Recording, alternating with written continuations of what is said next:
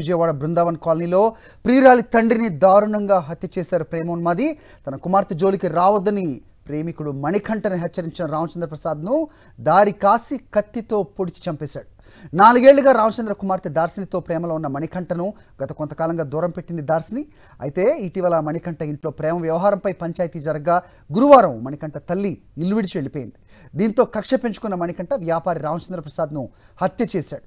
తాజాగా నిందితుడు మణికంఠ పోలీసుల ఎదుట లొంగిపోయాడు. ఎస్ఆరి విజయవాడలో దారుణ ఘటన అయితే చోటు చేసుకున్న పరిస్థితి. కన్న కూతురి కళ్ళెదుటే కన్న తండ్రిని ఒక యువకుడు అత్యంత పాశవికంగా నరికిన సంఘటన విజయవాడలో కలకలం రేపిందని చెప్పొచ్చు. అయితే ఘటనకు సంబంధించి పోలీసులు అదుపులో ప్రస్తుతం ఎవరైతే హత్య చేశాడో మణికంఠ పోలీసులు అదుపులో ఉన్నాడో. అయితే ఈ ఘటన ఎలా జరిగింది, దానికి గల కారణాలు ఏంటి, ఆ కుటుంబ సభ్యులు ఎవరైతే మృతుడు రామచంద్ర ప్రసాద్ ఉన్నాడో ఆయన ఫ్రెండ్ కూడా మనతో ఉన్నారు, ఆయనతో కూడా మాట్లాడదాం.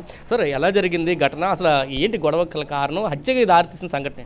ఈ గొడవ ఏం కాదండి. యాక్చువల్గా ఏంటంటే వాడికి నాకు స్నేహం 50 సంవత్సరాల స్నేహం. ఇది అంత గొడవ దాకా వెళ్ళే సంఘటన కూడా కాదు. వాడేదో ఉన్మాదిలాగా ఉన్నాడు, ఏదో ప్రీ ప్లాన్డ్గా వచ్చి చేశాడు వాడు దీన్ని బట్టి. ఎందుకంటే మా వాడు 7:30కి నాకు ఫోన్ చేశాడు, ఎరా ఎక్కడ ఉన్నారా అని. నేను జనరల్గా హైదరాబాద్లో ఉంటాను, ఒకప్పుడు విజయవాడ వాస్తవునే. అంటే వస్తున్నాను, రూమ్కి వస్తున్నాను అన్నాడు. సరే రమ్మన్నాడు. 8:30, 9:30, 10:30 రాలా.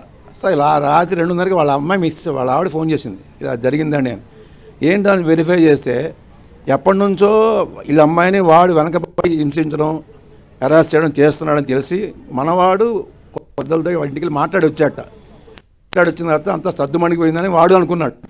కానీ అలా ఇలా జరగడం, అది కూడా విజయవాడ నడిబొట్టులో జరుగుతుందని మేము ఊహించాల. ఎందుకంటే ఇప్పుడు నా ప్లేస్ ఏంటంటే కొత్త గవర్నమెంట్ వచ్చింది, కొత్త గవర్నమెంట్ కూడా ఫ్రెండ్లీ గవర్నమెంట్ అంటున్నారు అని ఉద్దేశం ఉన్నాం. కానీ ఇందా దుర్ఘటన జరుగుద్దని వాడు ప్రీ ప్లాన్లో వచ్చి చేసి వెళ్ళాడు వాడు. ఇది ఏదో అనుకున్నట్టు ఏదో నేను అప్పటికప్పుడు థాట్ వచ్చి చేసింది కాదు అది. ఎందుకంటే వాడు ఇంటికి వెళ్ళి మాట్లాడిన తర్వాత వాళ్ళ పెద్దవాళ్ళు వీడికి చెప్పుంటారు, తిట్టుంటారు, మందలించుంటాడు. అది కడుపులో పెట్టుకొని వీడి మీద కక్ష తీసుకోవడానికి చేసిందిగా కనబడుతుంది.